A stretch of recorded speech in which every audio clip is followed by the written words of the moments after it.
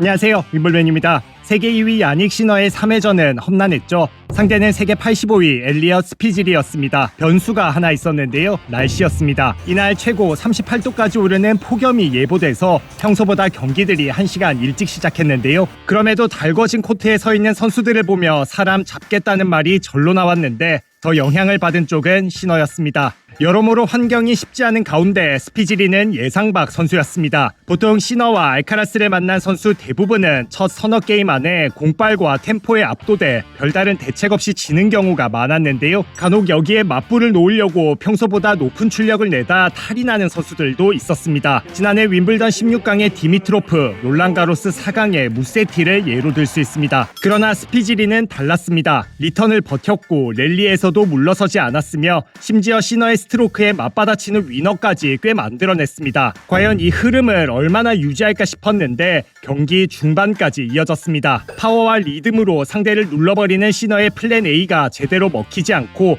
와중에 더운 날씨로 근육 경련까지 일어나며 대회 최대 이변이 일어나는 것 아니냐는 관측까지 나오고 있었는데요. 3세트 초반 폭염 규정으로 경기장 지붕을 닫기 위해 경기가 잠시 중단되면서 시너는 전열을 재정비할 수 있었습니다. 로드레이버 아레나뿐만 아니라 다른 경기들 모두 그랬는데요. 이 탓에 같은 시각 마가렛 코트 아레나에서 열릴 예정이었던 벤 쉘튼 경기는 살짝 밀렸으며 무세티 역시 경기 도중 완전히 달라진 환경을 맞이해야 했습니다. 폭염 덕에 시간을 벌었지만 사실 스피지리는 이후에도 좋은 움직임을 보여줬습니다. 대신 시너는 파워를 조금 낮춘 대신 템포를 조절하고 각도와 깊이 그리고 위치 싸움으로 방향을 틀었습니다. 제 개인적으로는 되려 시너가 자신의 스타일이 아니어도 이래도 결국은 이길 수 있는 선수가 됐구나라는 느낌을 받았는데요. 플랜 BC로 승부를 건 시너는 3시간 45분 만에 3대1 승리를 따냈습니다. 스피지리는 본인이 브레이크에 성공한 순간과 폭염 규정 적용 타이밍이 겹쳐서 묘하고 아쉬웠지만 상대가 잘 대처했다는 소감을 남겼는데요. 경기 후 시너도 운이 좋았다고 말했습니다. 시너 같은 머리색, 피부를 가진 사람들이 더위에 취약하다는 인식이 있는지 인종과 관련된 질문까지 나왔는데 시너는 그런 부분에서는 선을 그었습니다. 더위에 취약한 부분을 극복하려고 일부러 두바이에서 훈련하며 노력하고 있다고 대답했습니다. 이후 16강까지 남은 이틀 동안 시너가 택한 전략은 그저 회복과 휴식이었습니다. 시너는 3회전 승리 이후 멜버른 파크에 전혀 모습을 드러내지 않았습니다. 보통 경기가 없는 날에는 선수들이 팬서비스 차원에서 1시간가량, 경기가 있는 날에는 30분가량 공개 훈련을 진행하는데 시너는 이틀 모두 공개 일정을 잡지 않았습니다. 상대 다르데리는 경기 2시간 전 공개 연습을 했는데 시너의 이름은 찾아볼 수 없었는데요. 햇빛과 연로출을 피하기 위해 실내 코트에서 30분 정도 가볍게 샷감만 올리고 나머지 시간은 오직 회복과 휴식에만 전념한 걸로 전해졌습니다. 애초 이날 조코비치의 경기가 로드레이버 아레나 두 번째 야간 경기로 시너는 마가렛 코트 아레나의 낮 세션 마지막 경기로 잡혔는데요.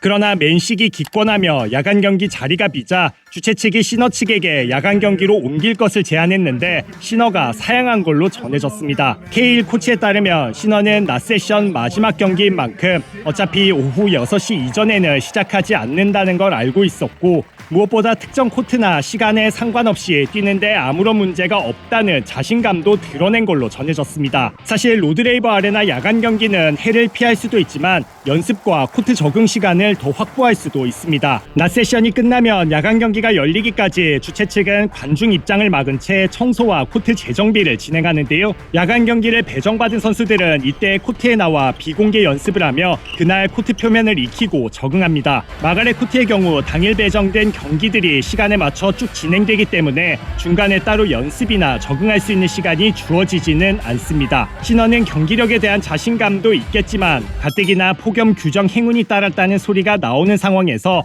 또다시 코트 배정덕을 봤다는 눈초리를 사전에 차단하려고 스케줄 이동 제한을 거절한 걸로 보입니다. 그렇게 이틀 만에 경기장에 나타난 시너는 이전과 같은 모습이었습니다. 경기 초반 브레이크 포인트를 내주며 불안하게 출발했으나 이후 제 컨디션을 되찾으며 2시간 만에 3대0 승리를 거뒀는데요. 자국 동료 이탈리아 선수들을 상대로 이어온 전승 행진을 18승까지 늘리며 통산 4번째 호주 오픈 8강 티켓을 따냈습니다. 단일 경기 개인 최다 서브 에이스 개수를 경신하며 몇 년 만에 뛴 마가렛 코트 경기를 승리로 장식한 시너도 자신감을 드러냈습니다. Things got very tight in the end, but very happy how I handled them today.